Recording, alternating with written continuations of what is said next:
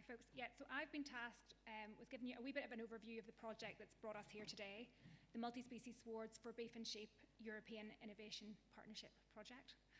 So for those of you that don't know, this project was one of 7 EIP projects that were funded jointly through the European Agricultural Fund for Rural Development and DERA back in November 2020, and they're all coming to a conclusion this June. EIP agri-projects were new to us in Northern Ireland, but they weren't new throughout the rest of Europe. And the map on the right there just shows you, just in the green areas, just where there's EIP projects happening throughout Europe at the minute. And if you ever have a chance to go on, it's quite interesting to see what all different types of projects are happening at that farmer-led scale. So the projects themselves really are meant to be farmer-led, farmer-focused. They're designed to bring farmers, researchers and advisors together, and in Northern Ireland, particularly to help farmers innovate and address specific opportunities and challenges. So our project itself, we were coming up with a few different ideas. We had a group of farmers, all of whom are here today, and they'd all previously maybe be involved, either had tried multi-species before or had been involved in more prescriptive research projects, and were really open to the concept of trying it in a bit more of a real-world scenario, essentially. So we have, just to introduce everyone, we had Dale Orr from Strangford in County Down, we had Sam Chesney from Kirkcudbright, Paul Turley from Downpatrick, and Crosby Cleland from Saintfield, so that was our sort of County Down contingent. And then we had Roger and Hilary Bell from Kells, a wee bit of heavier ground, different weather conditions, and Andrew Clark on behalf of Wayne Atchison over here at Cookstown, whose fields we'll be going out to see later today as well. So they came together as a group in conjunction with our research components from AFBI, so David Patterson, Francis Lively and Denise Lowe back in the day as well, and alongside some advice from Queen's University Belfast as well over the years. And then ourselves in AgriSearch really just to pull the group together, lead on all the boring admin side of things and do a lot of the promotional side of things as well. So we had our group and we knew what we were wanting to look at, and we had to set out what our aims of the project really were going to be over the next 2 years. And really headline aim was to investigate the feasibility and practicality really of incorporating multi-species swards on Northern Ireland commercial beef and sheep farms. So real world, how easy is it going to be and how feasible is it if we want to expand multi-species swards in Northern Ireland?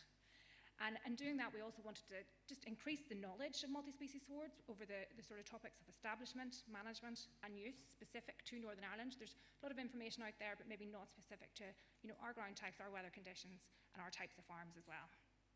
And then a big part for the farmers really was looking at the impact of multi-species incorporation.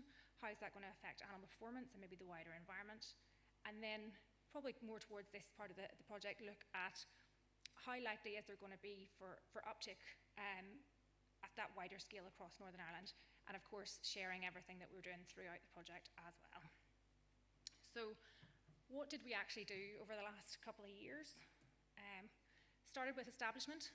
So back in 2021, we established multi-species swards across 37 hectares, 92 acres, across 20 fields across the 6 farms. So some of the farmers went for quite a number of fields. We had 7+ on one farm, and then maybe only 1 field on another farm as well. So everyone was given the option to pick how much they wanted to establish, what would fit into their grazing platform and their farming system. And as part of that as well, what happened was that everyone was able to pick their own establishment method as well, what suited them. So we had everything ranging from a steel seed bed method through to stitching in as well. So that gave that real variety and let people choose something that was suitable for them and something that they were used to and confident in. And as part of that, then we also had everyone picking their own seed mix as well. So we brought in experts, had a lot of advice, there was a lot of discussion at that stage around what mix everyone was going to put in. Some farms went for the same mix across all the fields that they're establishing, and others maybe threw in a few different mixes across a few fields to see which ones performed well in certain scenarios for them going forward.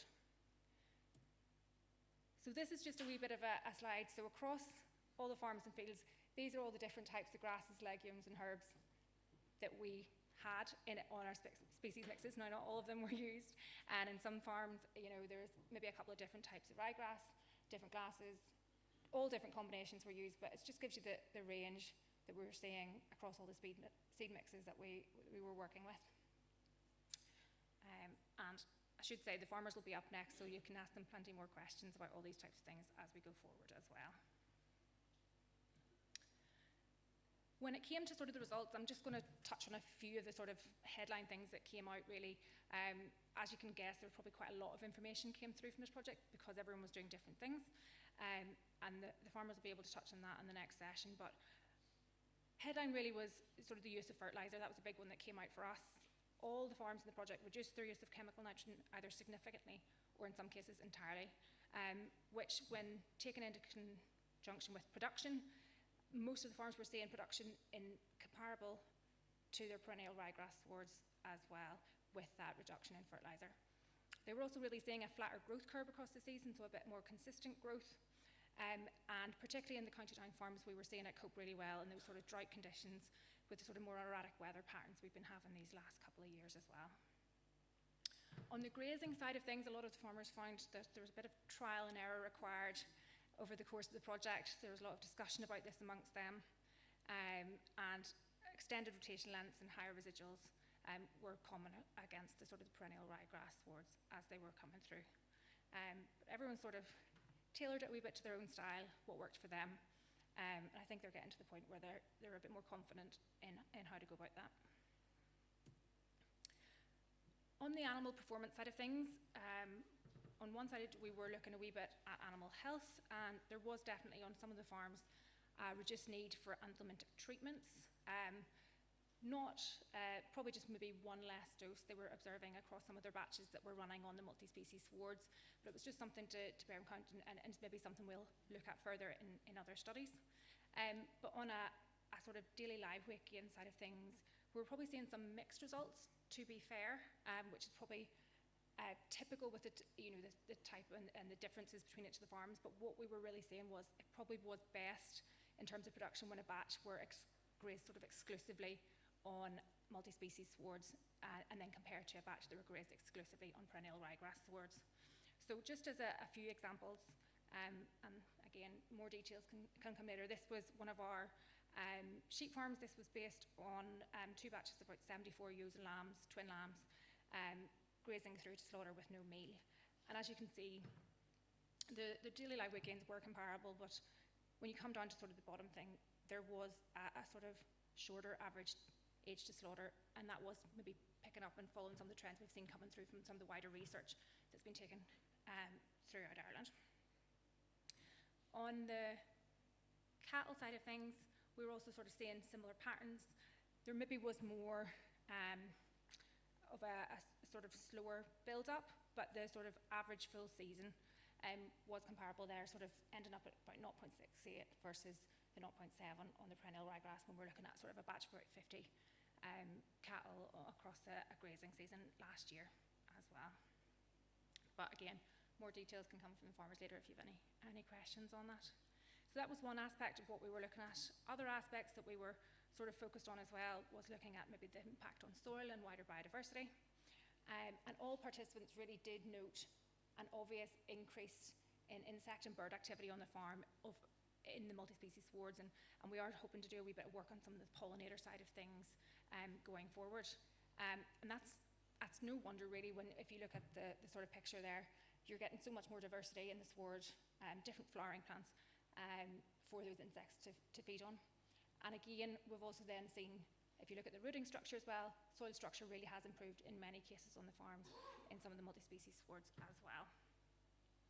We did undertake a lot of soil sampling on these farms, both prior to establishment and there this year before the project came to a close. They didn't throw up any notable changes to date across a range of trace elements, but it's something with the short nature of the project that we're hoping to continue and follow through as these swards mature over time as well. The shorter nature of the project did make some things a wee bit challenging, but there's definitely given us plenty to do in the future to keep an eye on as well. A massive part of the project, and the reason we're here today really, was dissemination as well. So over the course of the project, we've done about 3 farm walks, including today. So we were over at Dale-Ors in Strangford in the first year of the project, looking at the basics of multi-species swards and establishment. And we were at Paul Turley's last year, looking more at how to manage that sward. And we had really great turnout throughout the project. I suppose we really timed this project quite well in that the interest in multi-species has really rocketed in the last 2 years during the course of this project, probably no small feat due to fertiliser prices and other aspects as well. But it did mean we got really great engagement with farmers and wider industry throughout the project, which has been great to see. And I know a lot of the farms have also been approached for a lot of private visits over the course of the project through BDG groups or groups over from England or further afield as well. We held a webinar at the start of the project as well, looking more at the farmer perspective on establishment and grazing, and those resources are all available on our website as well. We do get a really good pickup continually on them of people when they're searching for a bit of information, having a look through there, and again with our social media as well. At the start of the project, we also did a study tour, which was really great for our farmers to learn something, but also it allows us to share what we were doing with some of our colleagues down south. I think that one's actually from UCD Lions, which was a great visit that we came to. But it allowed us to sort of share what we were doing and give our farmers a wee bit of confidence that what they were doing was in line with some of the wider work happening as well. And we've had great pickup over the course of the project as well throughout the farming press and here today. So from that perspective, the project's been doing great. I'm just going to come to probably an end really on some of the wider outcomes of the project. I don't want to step on too many toes of the next session, but just sort of headline is throughout even just a short time period of the last 2 years, the amount of knowledge gained and shared has been really huge in this area, and particularly that real world, real life scenario information coming from the farmers themselves, who haven't been shy about, you know, speaking on not just the benefits but also the challenges as well. And the group itself, the formation of that has been, I know, useful for my part for having support from our research colleagues at AFBI and Queen's and from the farmers themselves, but just even the sort of peer-to-peer learning amongst the farmers in the WhatsApp groups, and a bit of support when doing something that's a wee bit new and novel and you just need someone to bounce an idea across. It's been great in that perspective. Probably the overarching theme has come out that there is no one size fits all. You know, you've seen from our farmers, they've all done different things and gone about it in the same way, but have come to some of the same conclusions and outcomes at the end of the day. And that's really just highlighted that we need to make choices suitable for your farming business when it comes to implementing Multi-Species Swards. There's nothing you can just pick off the shelf. You have to make a few choices suitable for you. And definitely patience and a willingness to adapt is required. It's not been an easy task to set the farmers in this group, but they've all risen to it, and they've all taken the time to put the effort in to get us to this point today. And definitely research gaps still exist, and we'll maybe come on to a few of those in the next session as well. But no, probably just want to finish on thanking all the farmers for being involved in the project. Definitely couldn't have done it without you, and most of the valuable information has been coming from yourselves as well. So we'll hear about that probably in the next session. We're going to have a bit of a facilitated discussion with the farmers themselves, so I'd invite them to come up to the stage now. So obviously, I know I'm very familiar with everyone on the panel, but maybe in 2 minutes, could we just start and go right round the table, starting with Paul, and just give a brief background to where you farm, just to give an idea of the soil type and the farming conditions, and what you have on the farm, beef, sheep, and also if you can mention how much multi-species when you started growing multi-species on the farm. 2 minutes each. Paul Trilly from Downpatrick. We farm suckler cows through to beef. It's considered a dry farm and it's in a dry area. We put our first multi-species in about 2020, and then we've had various amounts since that. That's what else do you want to know? No, that's okay. You've stuck to the 2 minutes, so that's good. We'll hear lots more later. Hi, I'm Roger Bell. I'm Ballymena, County Antrim. Quite a high farm, so we're 700 feet up. Farming about 160 acres, 600 ewes, and finishing 70 beef cattle.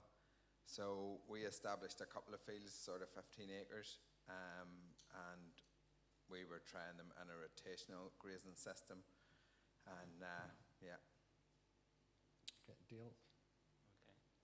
Okay. Hello, Dale. I farm about 7 miles away there from Paul, an organic farm. We have suckler cows and sheep, and we put our first multi-species in 2018, and now we have about a third of the farm in multi-species swords.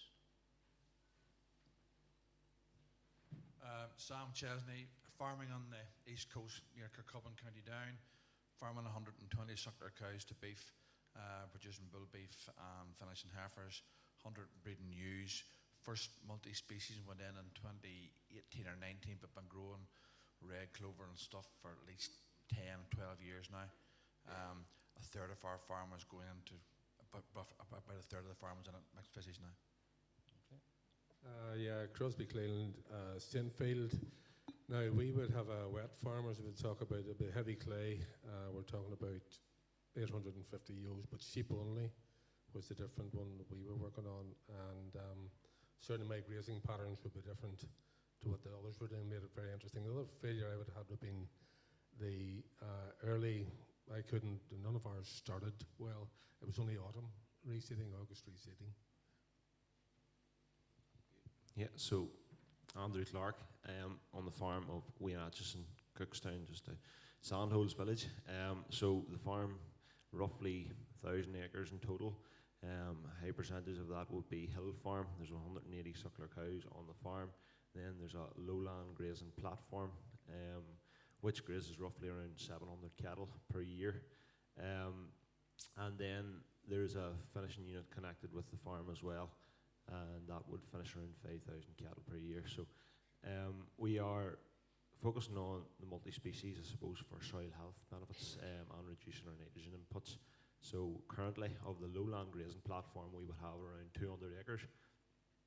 On that lowland grazing platform, we have about 40 acres-ish planted in multi-species swards as of to date. Okay, thank you. So that gives a good flavour, a mixture of beef and sheep, a mixture of ground conditions. So really, I'm going to ask some more questions that will hopefully give all the answers to yourselves that you may have. But anyone with questions, please use the Slido and put them in, and there'll be a Q&A session afterwards. Once I've finished, we'll get the opportunity for yourselves. But certainly, you've heard a background from the farm, so if you have any specific questions for any of the specific farmers, start logging them on, and Jason will keep me right with them as they come through. But really, just maybe start off, again, we'll maybe start at this side, Andrew, and work around. Just maybe a quick question, and again, keeping fairly short answers. Why did you consider multi-species in the first place? Multi-species, just I suppose in terms of soil health benefits and reducing nitrogen inputs on the farm. Traditionally, the lowland grazing platform would have been perennial ryegrass, and we were even at a stage where it was a single species perennial ryegrass, and we were getting good yields of grass and good performance from cattle, but just we're mixing a trick with the amount of nitrogen we're actually applying, and soil health benefits as well. Believe that there's much more potential within multi-species swards than the perennial ryegrass swards, farming in a deeper root structure rather than your 4 centimetres in perennial ryegrass swards. Okay. Yeah, thanks. I didn't really know enough about the multi-species when I was taking this on, but the one thing I did know, there was too much Sweet Varnum, Yorkshire fog on our swards, and I wanted to get it rejuvenated, was the main reason I took into it. Once I picked up on what was happening, it was the fact that we would use very little fertiliser anyway. At that stage, we were only fertilising at the beginning of the year in the grazing ground, and this all seemed to net in well, especially trying to establish the clover. We started mixed species, probably on the back of growing red clover. I saw the benefits of growing red clover, but improved health structure of the soil, improved worm count, biodiversity, bugs and bees and things like that there that you're all probably smiling at, but coming down the road there with his big wand will say, well, you're going to have to be more biodiverse, and I think this is a big step forward if we're all put a wee bit of this in to help the whole thing.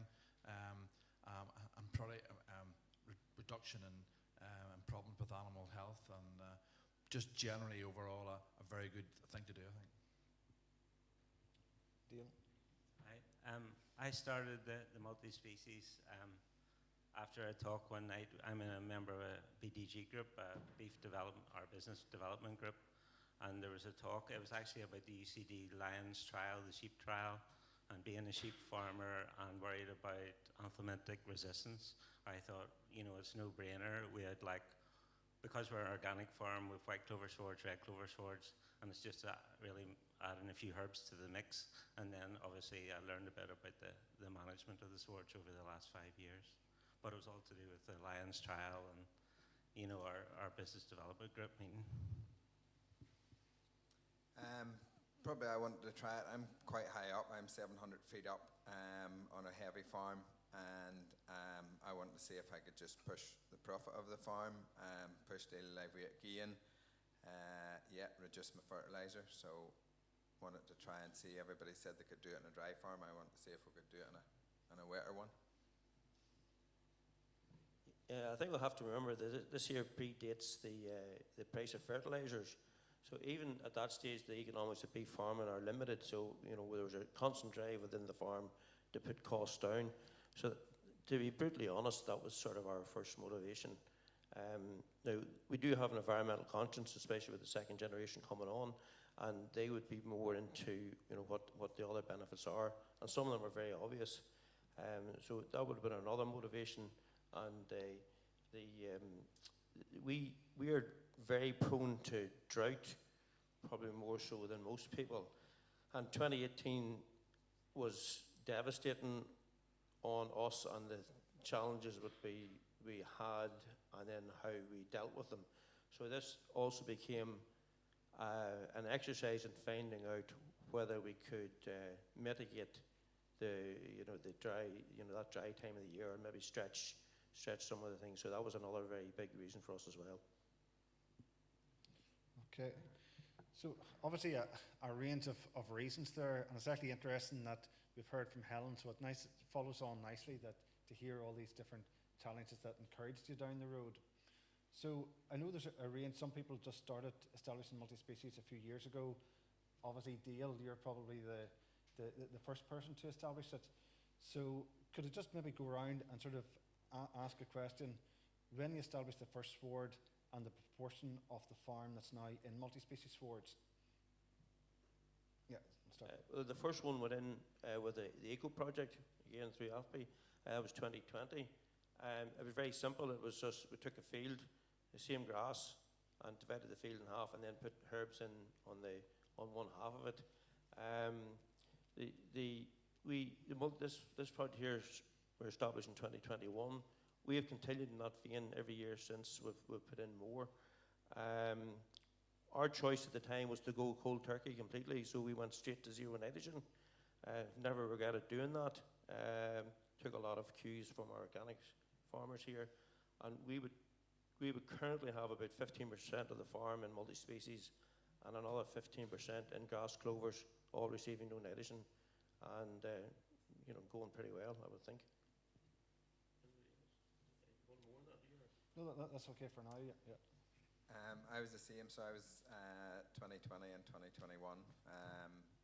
Just done one field both years, and I reduced my fertilizer straight away as well. I do sow it in the springtime just once, and then it didn't get sowed from that the whole year.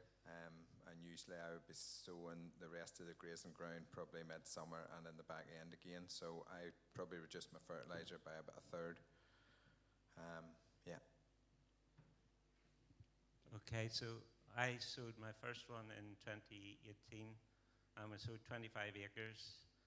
And basically then in 2019, we pretty much did a trial. The first 100 ewes that lamb with doubles we put on the multi-species, and they stayed on the multi-species for the rest of the year. And then we had another batch of 100 ewes with doubles, and they were on perennial ryegrass white clover swords. And we measured the performance of both, and we found that the lambs on the multi-species, they grew 12% faster, and they required less dose, and the average age to slaughter was reduced by 26 days. So that was very, very positive, and that's really what encouraged me to establish more. And as Paul was saying, with the dry weather, then the first multi-species we sowed was a the DLF6 mix with the perennial ryegrass and clover and herbs, but then we've moved away now from perennial ryegrass, and because of these dry springs and dry summers, we're moving in with the cocksfoot, the timothy, the meadowfescue, the tall fescues, just to get soil penetration down further and to build resilience, you know, so when we get these dry spells, like we noticed already, in 2019, the multi-species kept growing all summer, whereas the ryegrass swards were burning up. We have a very shallow soil, so that's really why we've moved now. A third of the farm would be in multi-species. I can't see the whole of the farm ever being in multi-species. Probably a third or maybe half the farm would be the most I'd go, just because there's like tools for different jobs, like with red clover perennial ryegrass swards for bulk silage, and then with permanent pasture and things like that there. But definitely a third to half the farm should really be for our organic system on a multi-species sward system. Thank you, Dale. We are currently at 30% of our grazing platform is in mixed species. Our outside our grazing platform is just normal perennial ryegrass and white clover. First stuff sowed 2018, 2019, just as a sort of a trial. We would be wetter than Paul and Dale, although we're down the same east coast. And the reason for not going the whole hog was that we needed an early bite for lambs in January and February, and a lot of the mixed species don't show their faces really until April, till it warms up, April, May. We're very careful about grazing it in the start of the year and at the end of the year, because we did find an hour too long and a good mixed species ruins it. It's like a salad bowl, as Helen said earlier on. It's like a salad bowl. It's unbelievable to see. We're very pleased with it, but we went on at the start 3 years ago with 90 kilos of fertilizer. We've now got our own fertilizer blend made. Well, yeah, made.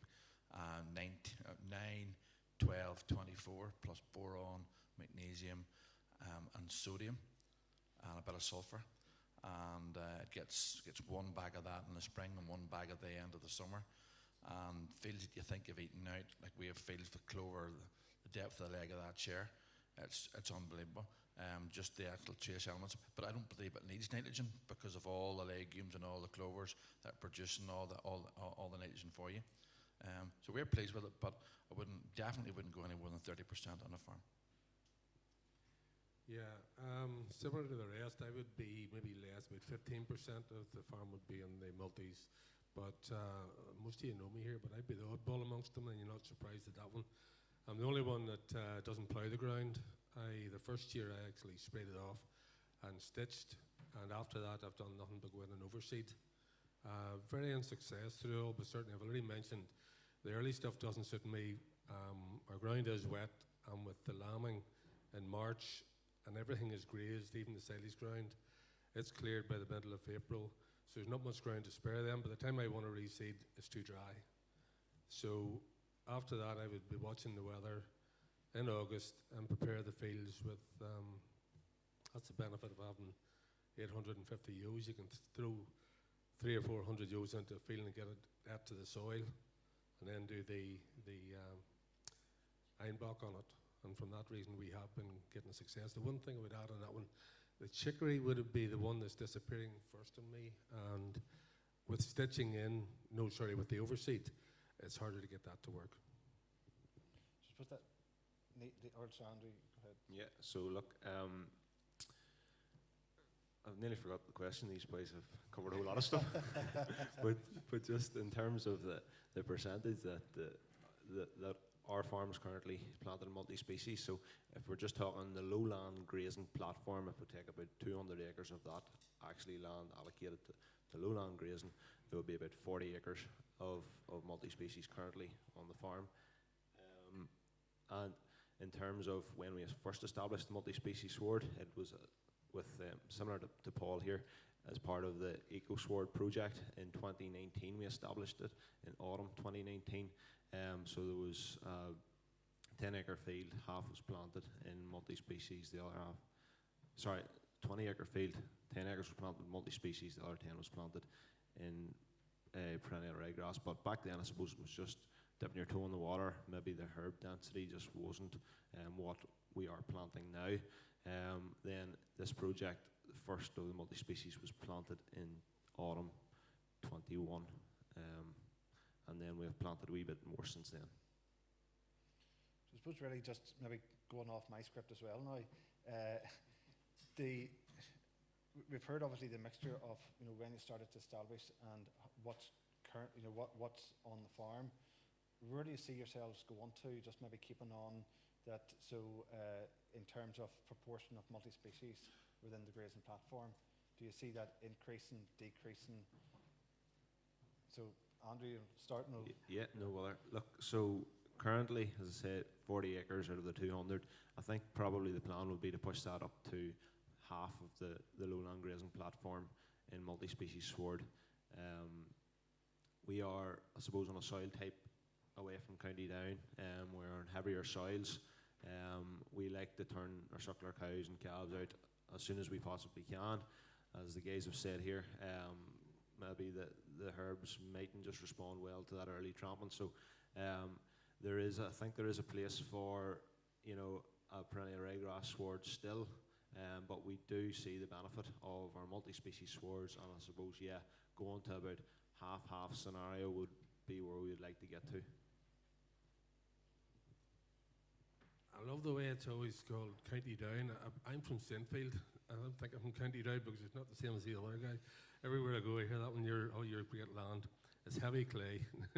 It's harder to work with.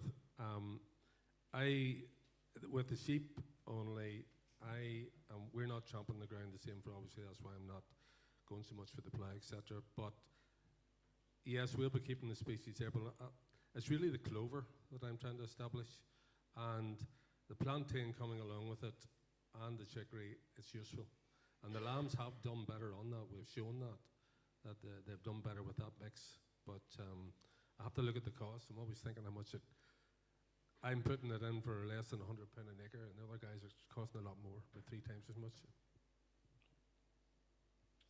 Yeah, thank you.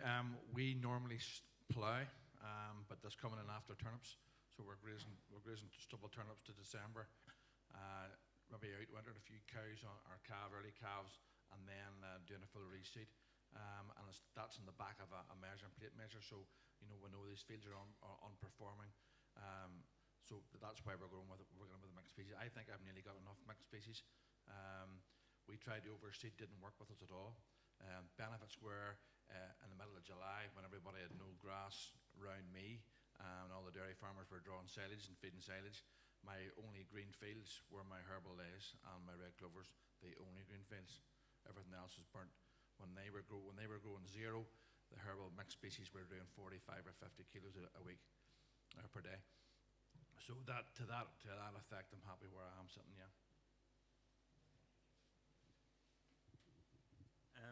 Yeah, like I said before, we've about a third of the farm in multi-species, and definitely wouldn't probably go to more than half.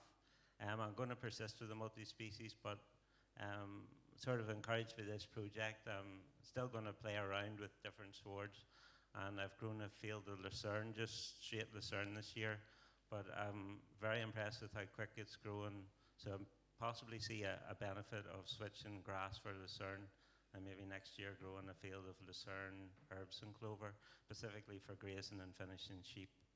Because I think there could be potential in there for me, because as you all know, the lucerne's very deep rooted, and with these very dry springs and summers, it could be like a game changer for me. Probably what I've taken out of the project, I like to keep on doing herbs, where it be clovers, red clovers, or herbs. The grass was probably the challenge for me. Just the grass to go along with the herbs. The 2 different things to manage, and that'll probably be my challenge going forward, just getting the mix right. And how much of the farm do you see going into it? Probably whatever I'm going to be reseeding, there's going to be something of that element going to be in it. So yeah, anything that's reseeded. So we're plate metering as well, so we're just reseeding them per performing fields every year, and just going on that sort of data. So yeah, there'll be some sort of white clover, red clover, herbs going in, whatever I pick. we see a couple of things happening here on the way through. As the multi-species, as the plantain and the turkey tries to die out, we find that we're left with a very acceptable grass and clover sward. So we don't see any issue about putting it in, even if we know that in 3 or 4 years' time it'll largely be a grass clover sward. The other thing is we're not deliberately sowing a multi-species for our silage, so that's going to limit the amount. You know, you're going to keep your perennial ryegrass for your silage. So we would see ourselves about 20% multi-species, and as that fades out, that becomes a grass clover sward. We have tended last year towards a more grass and clover sward. In other words, we're mixing red clover and white clover in with our grasses, so we're doing a wee bit along those lines as well. We've had pretty good success with zero nitrogen on these swards, so we would see between multi-species at 20% and grass clover swards maybe going as far as 40–50%. So well in excess of half the farm going to zero nitrogen, in the future, and paying some attention to swards that we are dedicated for silage, we've got a bit of lucerne like Dale, and we've got red clover for silage as well, and then our standard everyday perennial ryegrass. We fully believed 4 or 5 years ago we couldn't grow clover on our farm, and now we're talking about having over half the farm with zero nitrogen, so it's been a big journey for us.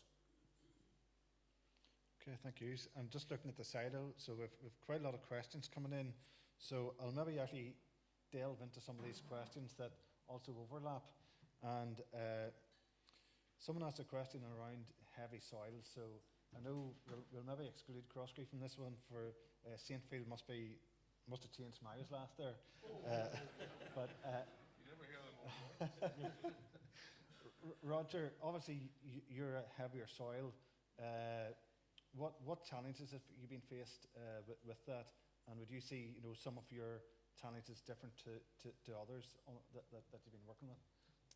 Look, that's the great thing about this group. I was vastly different from any of the rest of them as far as I could see. It was higher altitude and definitely heavier soils and wetter in the spring and wetter in the back end. So I definitely think I had my challenges. Establishment straight away, I had to go to a full plough. Tried the Mantel, did not work whatsoever for me. With me having the sheep, I have a real thatch of grass, so you need soil contact, so that wasn't working. The steel seed bed worked fantastically well for me. We kept my wheat burden down to minimum. The only challenge with your steel seed bed is it takes time. You really need 2 weather windows to get it in. And that can be a challenge. Maybe some people mightn't be familiar with that, just to mention what you did in terms of the establishment. Right, well, a steel seed bed is pretty much the same as any other. So you spray it off and you wait till that sort of dies down. You go in with your plough, disc, harrow, and for us then that's lifting stones for a fortnight, which really entertains the wains. And so we're trying really hard to get it established really well. We don't want to go in and plough every year. So you just go in, spray it off, go in, plough it down, disc it, harrow, get your seed bed ready, do everything. So your fertilizer on it, put your lime on it, do everything bar put the actual seed in the ground, close the gate and walk away at that stage. And then you're waiting for a nice shower of rain come along to get germination there. Let the weeds germinate and any old grasses that is there, let them all germinate, get them up to probably about 4 or 5 centimetres and go in then with half rate, round up again and burn that off. And then wait for another 5 days and then go in with your grass seed. So that's really leaving you a total steel seed bed at that stage. You've let all the weeds germinate up, burn them off again, and then plant it your herbal mix then at that stage, and it comes back with no weed challenge at all if you do it right. But it just takes time. Just waiting on that weather window, the good weather come in, and we'd no establishment for a month, and so that takes time. Okay. So again, in a similar area, you've mentioned there reeds, and one of the questions: have reeds been a big problem, And if so, how have you managed that? So maybe go for a show of hands. There's 6 people here. How many people has a problem with weeds? So the sheep people. So maybe that's the idea. Sheep control the weeds, is it? For me, I hadn't a weed problem now yet, and I know the rest of them had, but the sheep kept the weeds down really, really well. Yeah, persistency was probably my issue too. I struggled to keep the sward there. I couldn't just stop it from growing. It grew fantastically well. It was one of my highest yielding fields, so we were going in rotationally grazing it probably every 14 days through the summer. So we were probably ate the herbs and stuff out of it. So that was our challenge, but weeds then wasn't an issue with us. I think the obvious, well, we didn't plough the ground, so we're not ploughing up the weeds. We're not cutting the docks up in 3 or 4 bits and let it grow again. The autumn reseed does tend to keep the weeds away from it. So that was our advantage in that, apart from the fact the sheep are there. Yeah, my problem is thistles. Thistles and thistles and thistles. And what we have decided to do is we top them and top them and top them. And if we top them continually for 2 years, then they disappear. So that's how we've got around that. We can't spray for anything. But that was going to be a question, was, is there any sprays? Well, I think there's Germany and New Zealand and all, they're talking about a spray coming maybe next year or the year after. But we're not, no sprays, there's no sprays in Northern Ireland that'll not affect the herbs. The herbs. I know on that front, just a sideline, I remember a farmer phoned me at one stage who was establishing a multi-species sward, and he told me, I've got a spray, it's guaranteed to work, it'll be brilliant. The long story short, he ended up with a perennial ryegrass sward instead of a multi-species sward. So there's basically currently no sprays there. Paul, sorry. No, I think that's a very good question, because you have so few tools in your arsenal to deal with the weeds whenever they're there. So the lesson learnt is that you must do as much as you can in the year or even the 2 years before. So you need to plan in advance and get control. Not thistles for us, it's dockins.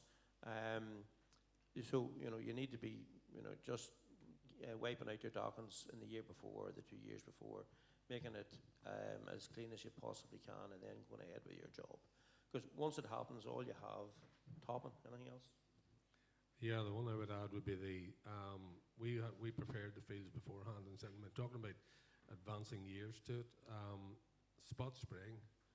And the one thing with the spot spraying we found with the sheep anyway, spray the nettles in the hedges as well, because we were finding the nettles over the field, but they're eating it in the winter time. They're pulling the seed into the middle of the field, and so we've started spraying right round the rig now. Some of the environmentalists mightn't like that, but get the weeds out of the hedge as well, because that's what comes into the field.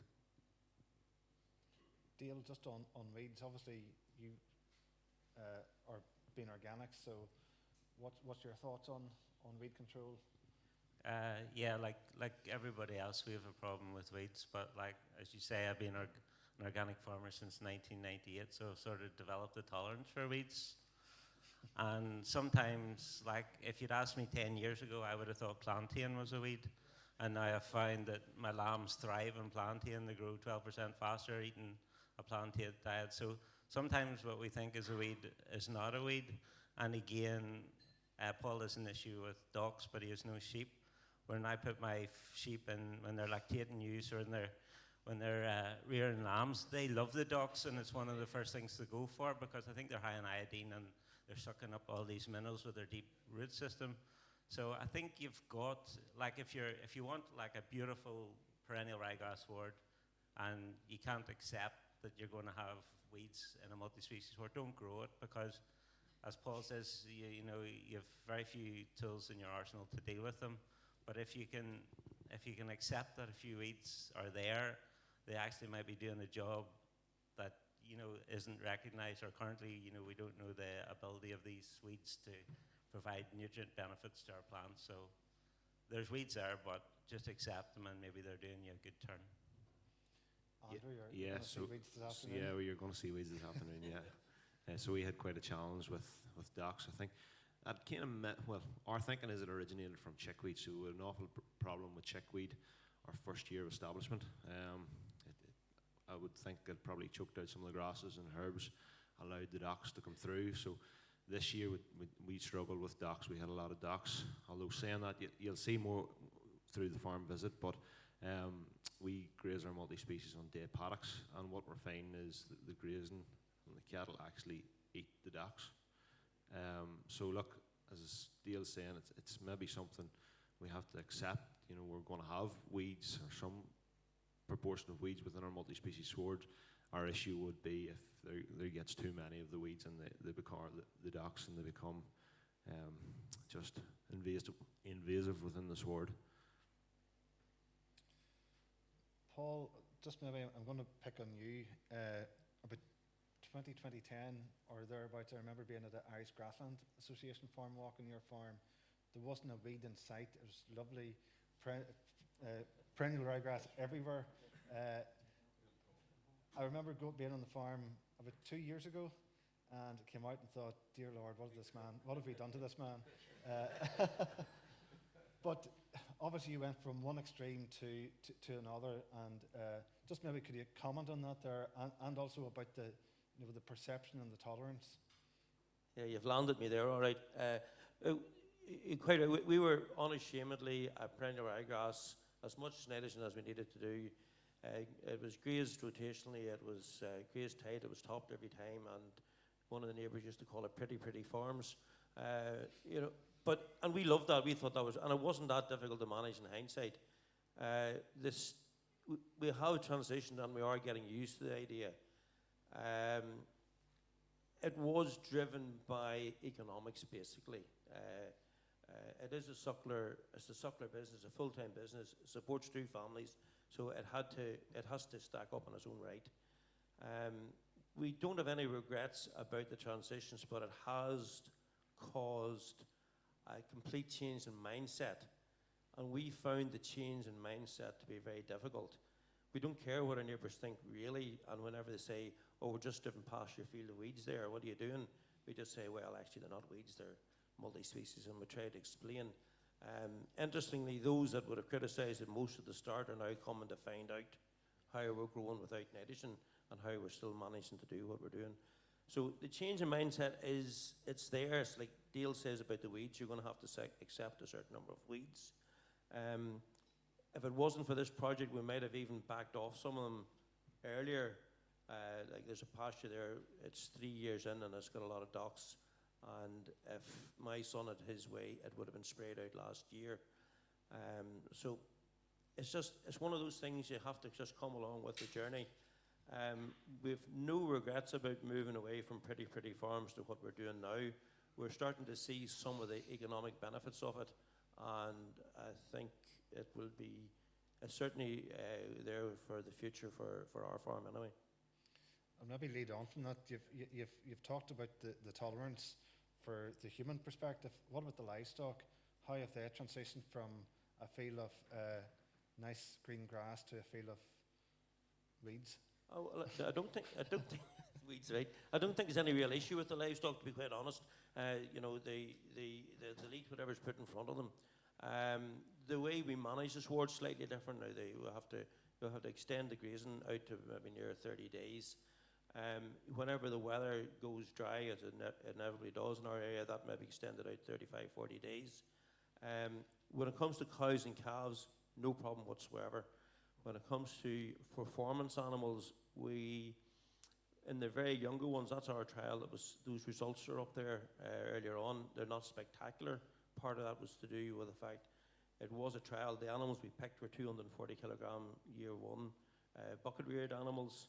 And we were determined that the trial would be valid, so they were never given any supplementary feed. And when we knew there was a problem coming into the dry weather, we just stuck with it rather than change, and it affected the overall performance of the animals. But the ones on the herbs in that particular trial made up the difference during the dry weather. When the performance of one dropped, the performance of the herbal animals stayed the same. So the overall grazing performance was the same. But we have no real issue about the grazing of it or the management of it. We just more or less did the same thing with the proviso, and maybe extended the grazing period out an extra 3 or 4 days as opposed to the perennial ryegrass.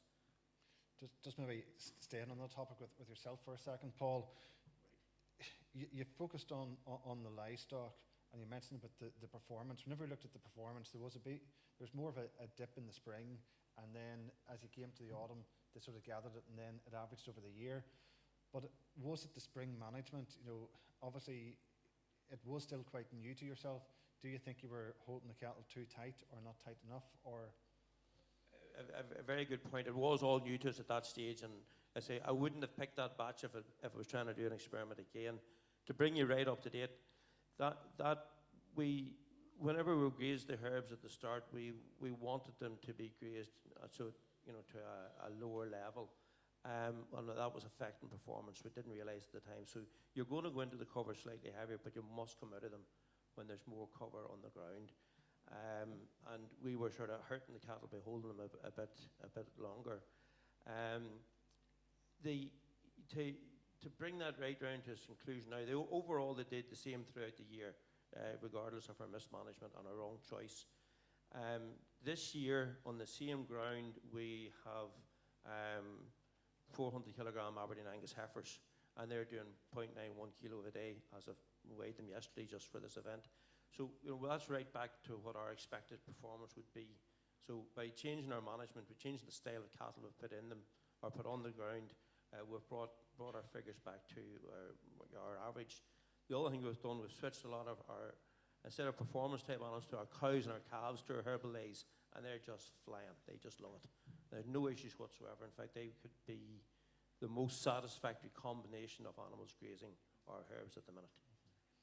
Dale, I'll maybe jump to you. Maybe you obviously had two groups of animals grazing the multi-species and the perennial. You saw 12% improvement in lamb performance, similar to what Helen mentioned earlier. So just maybe chat about the management of the two systems, similar management, grazing days, etc. Okay, so in that first year, we managed the sheep on the perennial ryegrass white clover swards pretty much identical to we did the sheep on the multi-species sward. And although the sheep on the multi-species sward definitely performed better, we learned after a year or so that actually the way to manage sheep, a bit like Paul was saying, on the multi-species sward is slightly different. We noticed a reduction in the herb content the following year, and basically that was because we were managing the sheep in the same way as we had before. We were grazing down to about 4 centimetres on a 3-day paddock system, and we've learned since that the better way in order to get the herbs to persist in the sward is to work a 6-day paddock system and only graze down to 6 centimetres. So instead of 4 and 3, you're 6 and 6. So a 6-day paddock system and leave about 6 centimetres behind. Now, obviously, when you're extending the length of the period in time, they're going into quite heavy covers, and the covers can be nearly quite as high as that table. But we're weighing the lambs every single week because they're going to the abattoir, and we're not seeing a reduction in performance the weeks they go into heavy covers rather than going into lighter covers like 3,000 or something like that there. So I've no issues of them going into high covers, but they must come out of 6 centimetre covers or higher covers than we normally would. And another issue we had, we were topping right down to the floor as well in that first year. And because we were topping too low, we were having issues with the herbs as well. The herb persistence wasn't as good. Since 2018, we've learned, and I say we're not topping. We do top, but we only top maybe once or maybe twice in the season. Whereas before we were topping after every paddock rotation, after finishing every paddock. So that and with the higher covers has led with a higher herb persistence. So we have swards that were established in 2019, and the herbs are nearly as good as they were the year that they were sown. Not entirely, but nearly, about 90%. So do you think the post-grazing height and the topping influences? Absolutely, I do. You can't graze them too tight, and you can't top them too low for sure. And that was probably the biggest management lesson that we learned after a a year of multi-species swards. So I suppose linked to one of the questions was on the top in multi-species, do the panel feel a disc mower is too sore on the multi-species? Would they prefer a traditional topper instead? We have a traditional topper now. I don't have a disc mower. I just have a traditional, flail, and that's what I use. And it works sufficiently well. And you're just keeping it up high? Keeping it up instead of say topping down, right to the floor. We're sort of topping 2 inches above the ground. Yeah. Sam, do you want to come in on that? Yeah, thank you. I wouldn't be topping at all. Only have a thistle problem in my last reseed. I have the thistles out of all the other herbal lays, so I'm not topping any of them. Yes, we're going in at a high cover. We're going in at 4,000, 4,500, but we're coming out early too. It stuck it very well. We had to eat a field out because we're in the springtime with sheep and lamb because we had nowhere dry to go, and we added to that floor. And the clovers are all back, the perennial ryegrass is back, and I see the plantain starting to come back. So like my task in the very, very early days was to try and kill it, see if I could kill it. And I grazed a batch of blade heifers up and down the same field all year long, 3 days, 3 days, 3 days, back and forward, and I didn't kill it. And on a live weight gain basis, these were Angus dairy bred heifers versus a field of Limousin and Charolais bred heifers on a perennial ryegrass. I was expecting them to do 1.5 kilos a day or 1.3. I was expecting the blade calves to do 0.7, 0.8.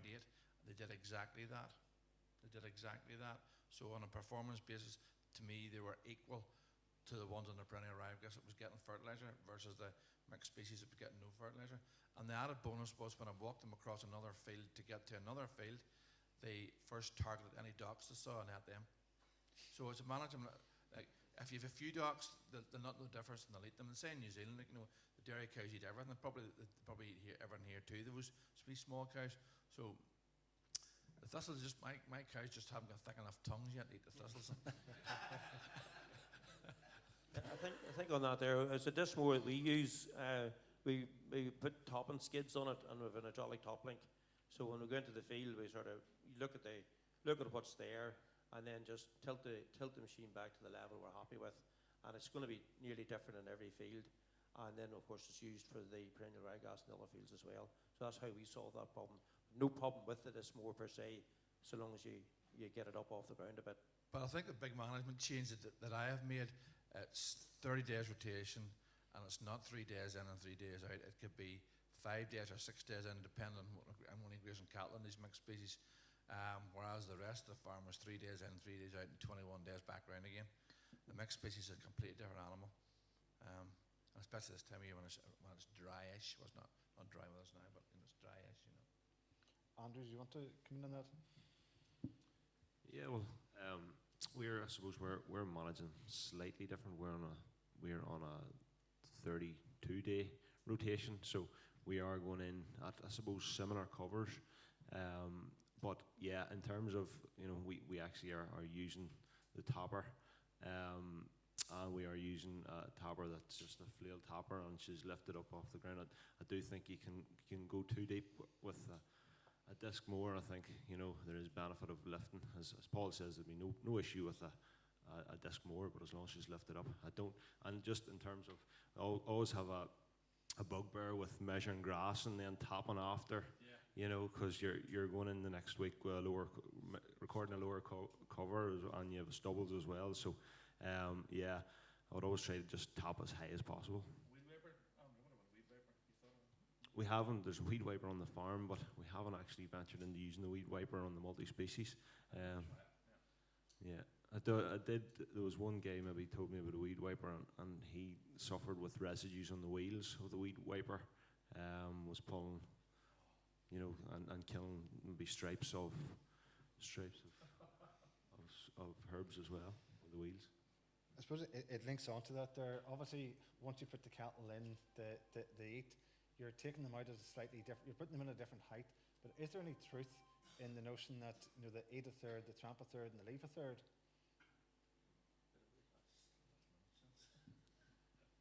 Well, that's what they would call the traditional mob grazing. I always have a problem as it's more American, Australian type of thing. I think we can do better than that because, you know, we can grow the, you know, some of these guys are talking about only grazing once per year. I think we had to put our own slant on that idea, and our own slant would be, you know, we do grow an awful lot more in the grazing season than they do. So we go in a heavier cover, we graze it down to wherever we're happy, and we move them on. There is a certain level of wastage, which was one of the other things I couldn't get my head over. We have to just now consider that we're not wasting what we're leaving behind. We're leaving it for the worms to eat instead of for the cattle to eat. And you have to sort of, you know, put this into your head. So there is a level of wastage, and then there will be a bit topped, especially if you haven't topped the first, second grazing. Usually you start in the third grazing, and some of your chicory plants are quite tall, and they'll actually strip the leaves off them and leave the plants, leave the stems, and even some of those, the topper, even with the disc topper, you know, will flatten them rather than run them over. But no, we are not eat a third, tramp a third, and you know, we just try to get as much value out of it we can without damaging the crop or what we need to regrow. Yeah, I think Paul, it would be a backward step if we went to eat a third, like we're utilising ryegrass at 90% or 89, 93%, and then you're going back to utilising 30% of a mixed species. The figures then start escalating in the wrong direction. We would leave a bit, but it's not nowhere near a third. I think this is it's a notional thought that some of these other friendlier farming organisations and would like to think that this is what we should be all doing. We're not the southwest of England with vast amounts of areas like the moors and stuff that we can do that, or put 2 cows in 50 acres. No, I think it would be a backward step if we went that direction. Roger?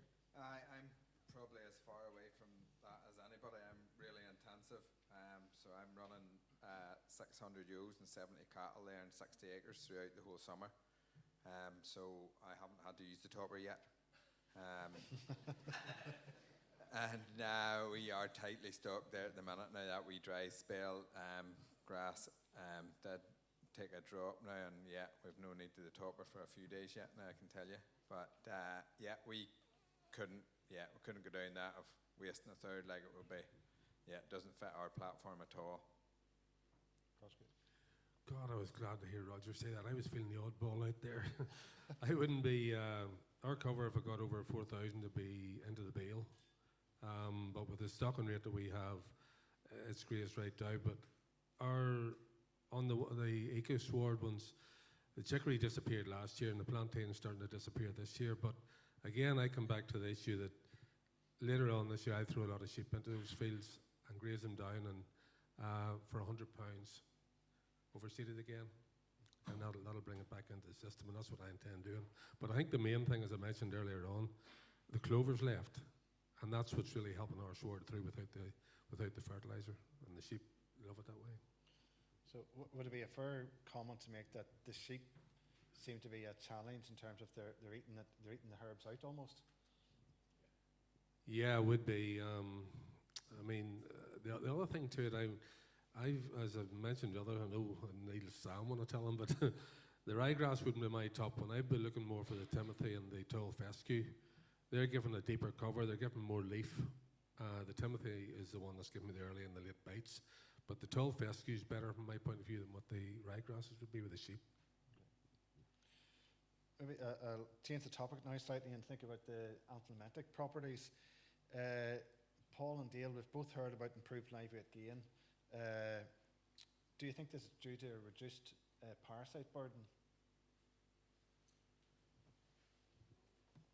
It must be partially due to that, and also due to the nature of the way we're grazing these swards now. Instead of grazing them right down to the floor, we're leaving, like 5-6 centimeters of leaf, and so they're not getting the opportunity possibly to consume the parasites. But also, chicory is proved to have anthelmintic properties. So between the combination of not grazing tight and then the anthelmintic properties of the chicory, that must be the reason for the improved performance, of the lambs. In terms of anthelmintic treatment, just maybe could you just a quick run around to sort of say, have you been able to reduce them through the use of the multi-species or not? Some people might be at that stage yet because you're maybe not all grazing a multi-species sward, but certainly those that can just want to. So.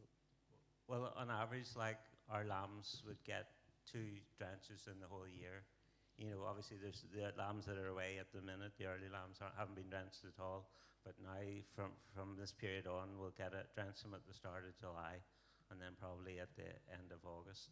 But, you know, so we've really reduced the drenching by one dose. Okay. Paul?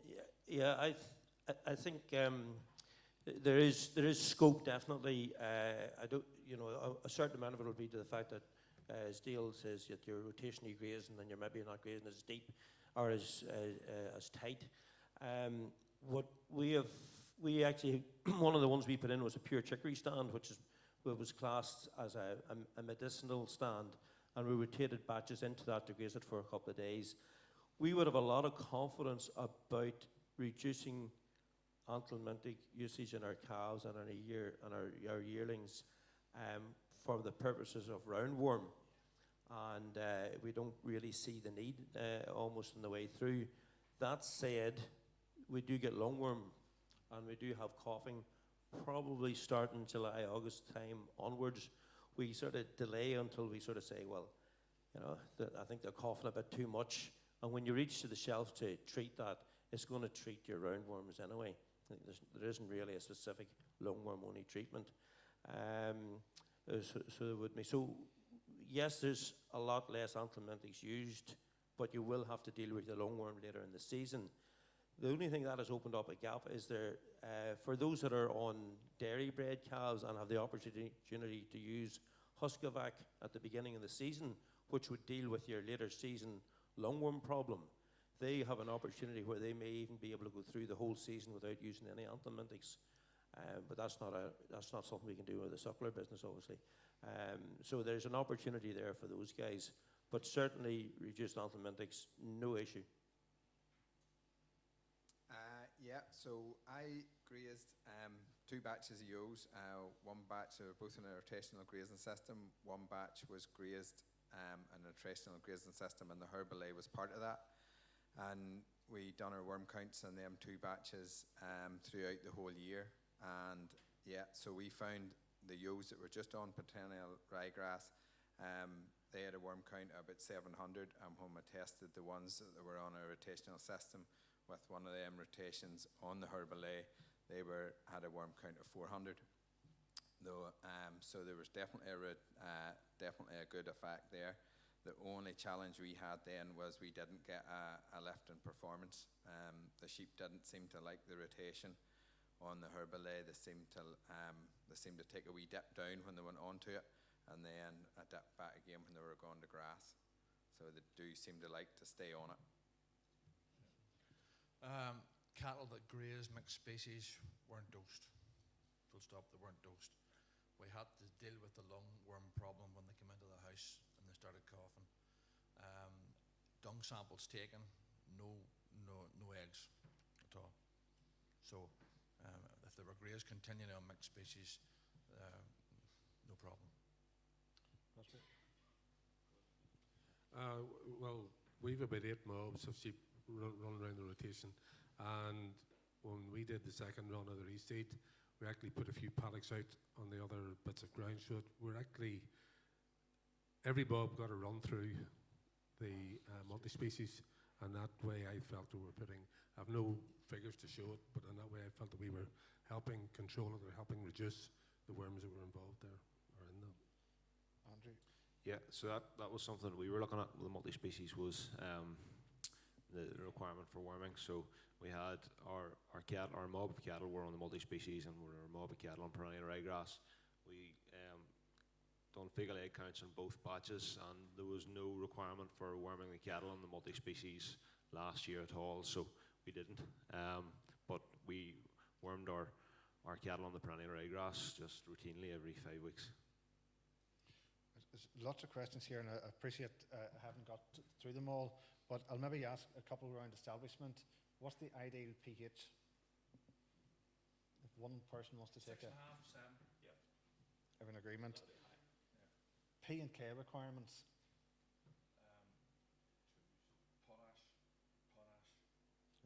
there. Yes, sorry. Yeah, the fertilizer we're using has got, you know, when we put a bag on once a year, and it's 6.9 nitrogen, 12P, and 24K. But it's the trace elements, and the pH are more important than actually the fertilizer, because your clovers and that will produce, well, 100, 150 kilos of nitrogen per hectare if you get it right. Paul? Well, what we did prior to this year is we tried to front load and make the ground as suitable as possible. We targeted minimum 6.5 for pH and P's and K's around 3. Now that may sound a bit high, but we wanted to make sure that we were giving it the very best of a chance. We would use a bit of farmyard manure if we had it. We don't have that much. If we can source it, and it's free of weeds, we seem to be finding some sort of additional benefit that we can't quantify with the farmyard manure, as opposed to slurry. We don't use slurry at all. So yeah, P's and K's 2.5, 3, and away you go. So if at any point we take silage off, or by way of a paddock, we will put a bit of K on, and that's all. There's no nitrogen. Deal. Yeah. I'm limited into what I can use, you know, fertilizers and so forth. So generally my farm wouldn't be as fertile as of any of the guys here. So like 2.2s, PK 2.2 would be normal, but I can use as much lime as I want. So generally my pHs would all be around 6.5 and more. Now the very first field that we grew with the sheep trial, we did a guesstimate of how much it produced, and it was only like 2 minuses for P and K, and in the first full year of production it produced 11 tons of dry matter per hectare. So I guess with the deeper rooted nature of these plants, they can probably pull fertility down from deeper down than the ryegrasses can. So there's probably a bit of fertility residue in your soil that you can access that you possibly couldn't have before. Yeah, our pH would have been 6.3 would have been the minimum one that we were on. But I think with 200 ewes onto 2 acres for 2 weeks, there's a good deposit of potash all around the field. Yeah. Sorry, go ahead, Andrew. Yeah. Just ours, pH average 6.5. P's and K's not an issue. There would have been a lot of slurry applied to the land over the last number of years. So I currently don't any chemical at all on the multi-species swards.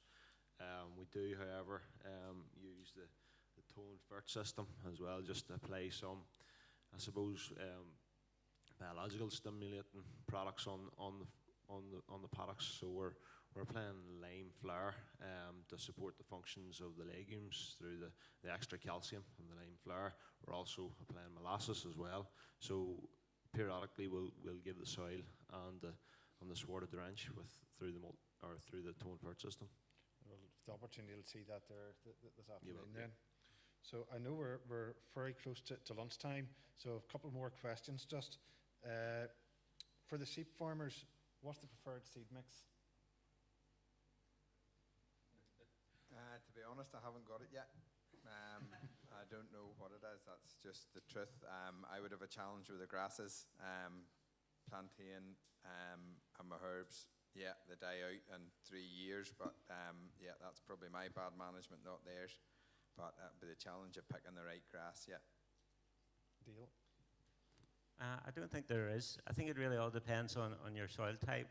There isn't a perfect one, but I would definitely encourage all sheep farmers to use plenty of plantain, plenty of chicory, and then depending on the nature of the soil type, your grasses, and then obviously red clover and white clover.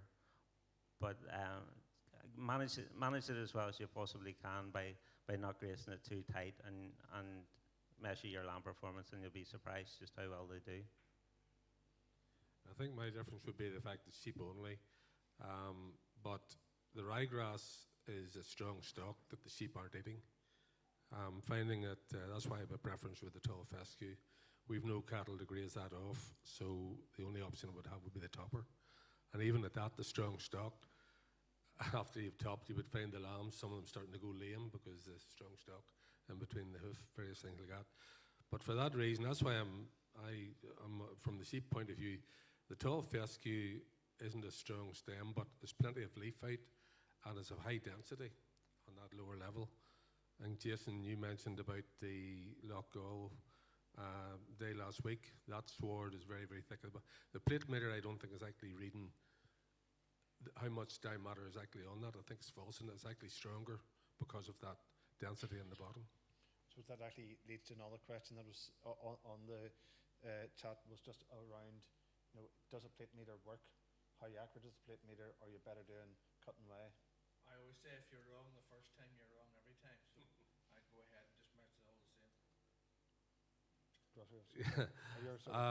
Fortunately, I had a good friend come in and measured mine with the plate. I hadn't the time or the patience, or not the plate, sorry, the square, and cut all the grass out of it. So thank you for doing that. But I mean, they weren't far apart what the plate meter was showing to what the quantity pulled out. It's the time of year too. I think they get a wee bit more false now that the stem's in. We're not getting the real growth that's starting from the bottom. Okay. I'm conscious of time, so I'm just going to jump to one of the final questions, and it's around, does anyone on the panel see multi-species reducing the carbon footprint being beneficial from emissions, THD point of view, and for improving sustainability? We certainly hope that that's the case now. A lot of what you're saying there is a subject of research. We have to be careful of what the research shows, but sometimes it says, yes, we're reducing the carbon footprint by 15%, like in the presentation this morning, and then you find it's because it's reduced days to slaughter. But whatever the motivation for it and whatever the conclusion, if it does reduce our carbon footprint, it's pressure that we're all under, and we're going to have to do whatever we can. It's just too much of a subject, but it would be one of our motivations to try to redress the balance a bit. Yeah, I totally agree with Paul there. It's incumbent upon us to try and reduce our carbon footprint, and if we can do something to help that, it's very good. Going forward, our payments, our future agriculture payments, are all going to be based on reduced days to slaughter, calving younger ages, all that sort of thing, and mixed species will go partially to help that. Very good to hear this morning that our carbon footprint could be reduced by 15% by the use of mixed species. Again, it's maybe a reduction in fertilizer, days to slaughter, but it's very important that we gather all this information up, and take it to the powers that be, because people are quite willing just to shut down portions of agriculture to reduce carbon, and yet the airplanes will still fly above us. So we have to do everything in our power. Okay, thank you. Folks, I'm going to call Jason up to do a summary, but just maybe rather than a question, a show of hands from the panel. You have got multi-species. Are you going to continue with them into the future? Yes. Okay, so I think that's a positive message.